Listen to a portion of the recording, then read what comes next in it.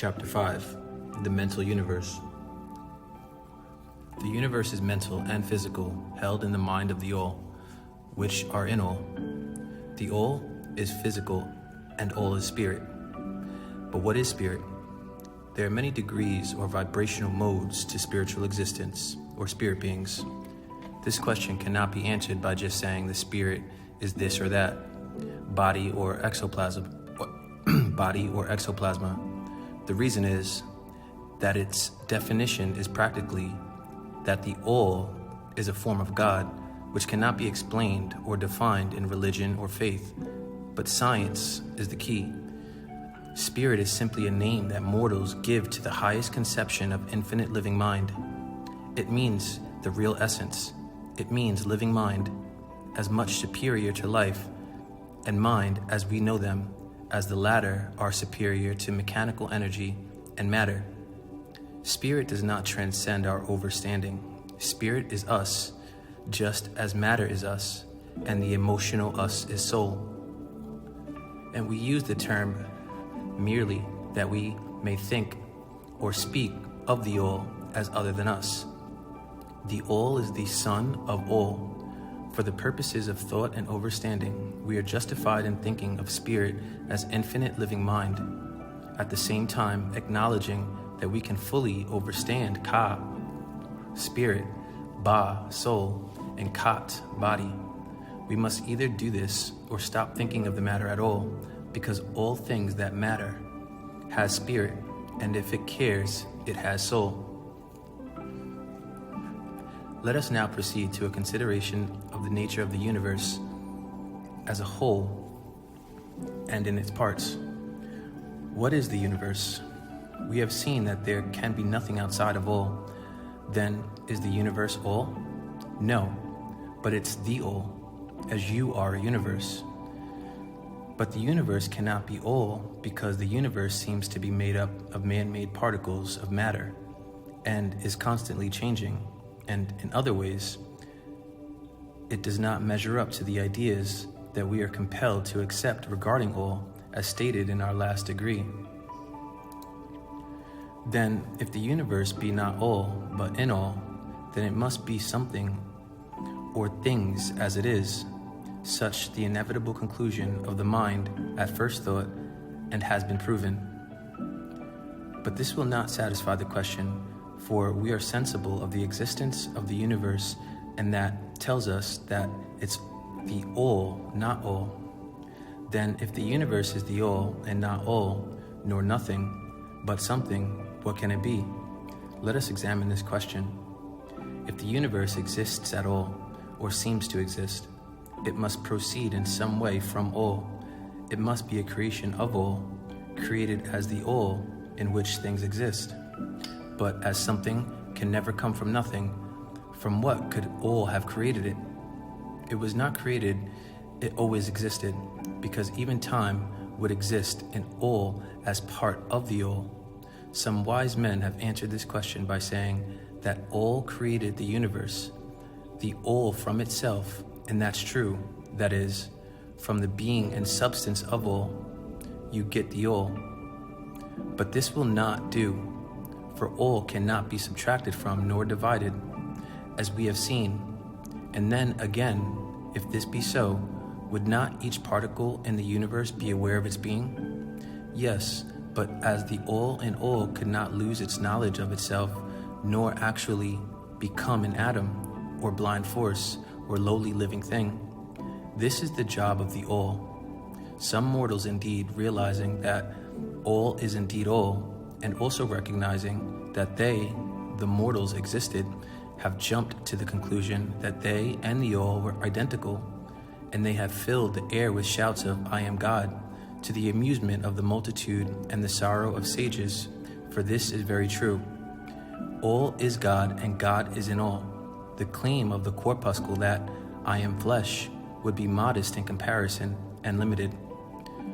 But what indeed is the universe? Look at it this way. Uni, one, verse, against oneness. You see, the trick in the word.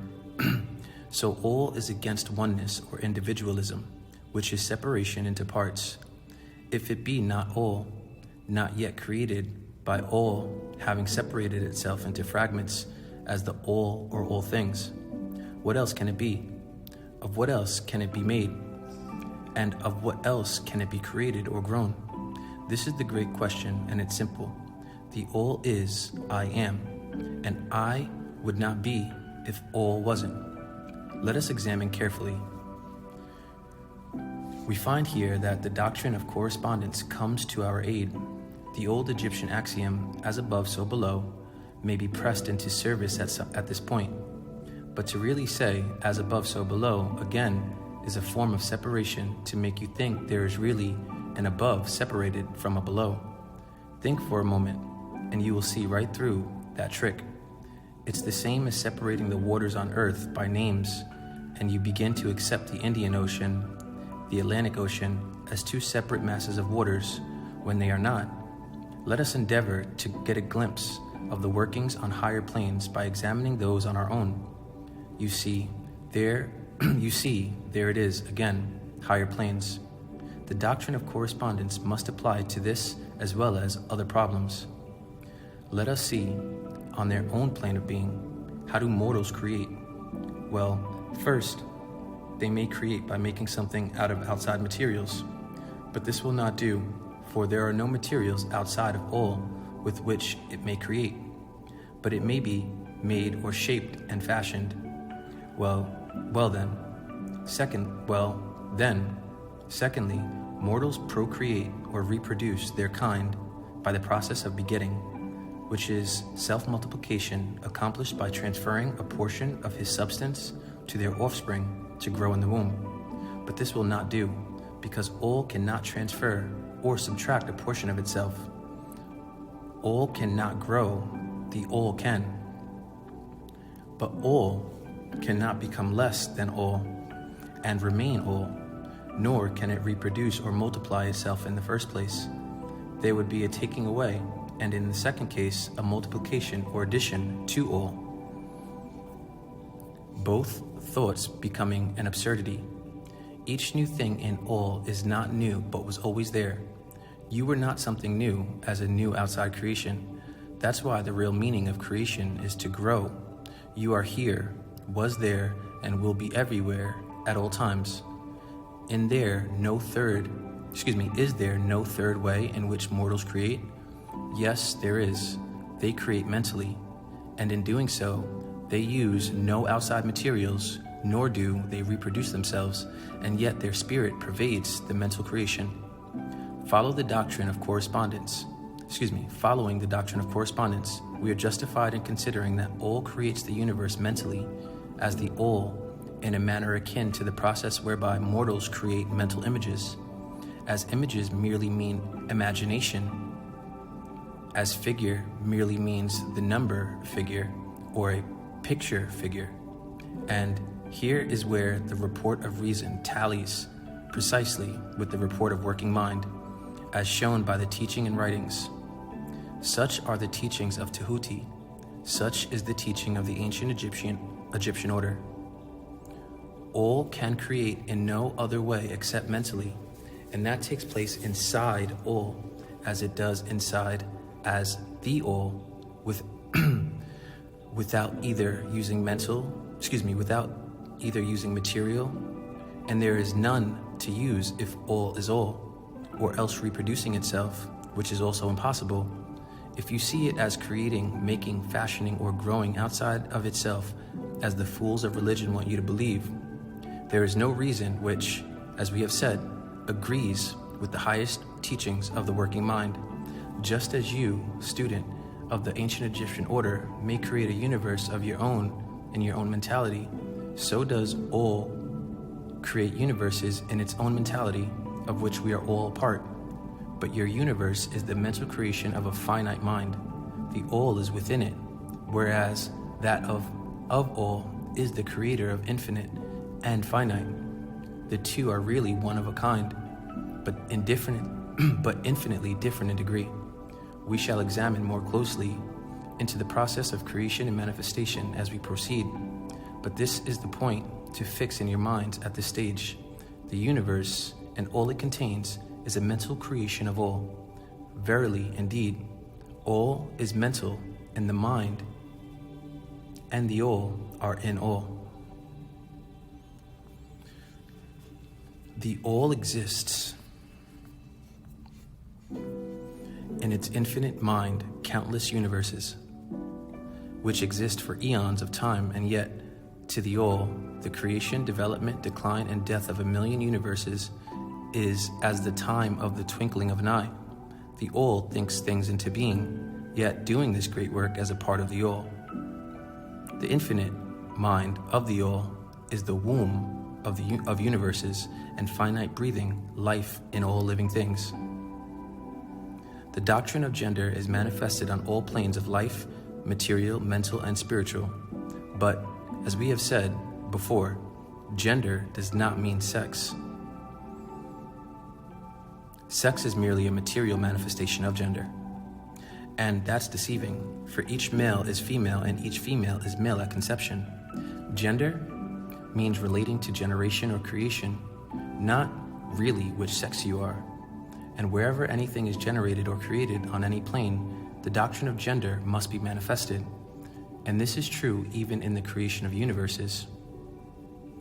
Now, do not jump to the conclusion that we are teaching that there is a male and a female creator. All is not male or female, but in fact both. The creator being a male as God or Allah is he who creates, or Elohim said, "Let us create man." That idea is merely a distortion of the ancient teachings on the subject. For in all of them you find the plural for God, not single. Even the Trinity is a confession: 1 Father, 2 Son, 3 Holy Ghost. Allah has 99 attributes or titles, but he is also a plural in the Quran as Alihat. But again, they give this creator a gender, he. The true teaching is that the all in itself is above gender, being both male and female, as it is above every other law, including those of time and space. But of object or thing we have who was first to deal with. It is the law, from which the laws proceed, and it is not subject to them. But when the all manifests on the plane of generation or creation, then it acts according to law and doctrine, for it is Hanu, moving on a lower plane of being, and is now known as the mother through mitochondria DNA. And this newfound fact proves all monotheistic religions, Masihism, Christianism, Muhammadism, have been wrong. All the time, God is not a he, if scientists have proved it to be a fact, a she, as the ancient Egyptian has been saying all along, as the center of physical creation being Tawaret or Toret, as the Greeks call her Theoris, patroness of birth and reproduction, and consequently it manifests the doctrine of gender in its masculine and feminine aspects. On the mental plane, of course, if she is female, there must be male doctrine within her to create it from herself. This idea may seem startling to some of you who hear it for the first time, but you have all really passively accepted it in your everyday conceptions. You come from your mother's womb, not your father's. Woman give birth to the child. She shapes and fashions it in her womb. You speak of fatherhood of God. You speak of the fatherhood of God and the motherhood of nature.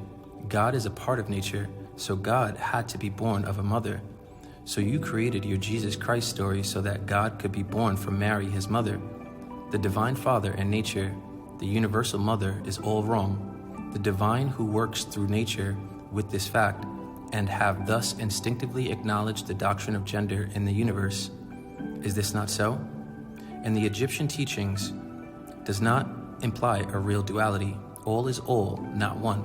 The two aspects are merely aspects of manifestation. The teaching is that the masculine doctrine manifested by all stands wrong in all ways apart from the actual mental creation of the universe. It projects its will toward you, which may also be called nature, whereupon the latter begins the actual work of the evolution of the universe, from simple centers of female activity onto the male. Even the word shows male and female, not the other way around. And then on, still higher, all according to well-established and firmly enforced laws of the divine working through herself as Mother Nature. If you prefer the old figures of thought, you may think of the masculine doctrine as God, the Father, Allah, Adonia, Christ, Jehovah, Lord, and the feminine doctrine as nature. But you are now proven wrong. The universal mother is the master key, from whose womb all things have been born. This is more than a mere poetic figure of speech. It is an idea of the actual process of creation and of the universe. But always remember that all is not one, and that in its infinite mind, the universe is generated, created, and exists beyond gender. It may help you to get the proper idea, if you will. Apply the law of correspondence to yourself and your own mind. You know that the part of you, which you call I, in a sense, stands apart and witnesses the creation of mental images in your own mind. The part of your mind in which the mental generation is accomplished may be called the me, in distinction from I, which stand apart and witnesses and examines the thoughts, ideas, and images of the me, as above, so below. Remember, and the phenomena of one plane may be employed to solve the riddles of higher or lower planes. Is it any wonder that you, the child, feel that instinctive reverence for all as part of the all? Which feeling we call religion, that respect and reverence for the mother mind? Is it any wonder that when you consider the works and wonders of nature, you are overcome with a mighty feeling which has its roots way down in your inmost being? It is the mother mind that you are pressing close up to, like a babe to a breast. Do not make the mistake of supposing that the little world you see around you, the earth, which is a mere grain of dust in the universe, is the universe itself. There are millions upon millions of such worlds and greater, and there are millions of such universes in existence within the infinite mind of all, and you can and will visit all of them on this great journey, and even in our own little solar system, in your solar plex.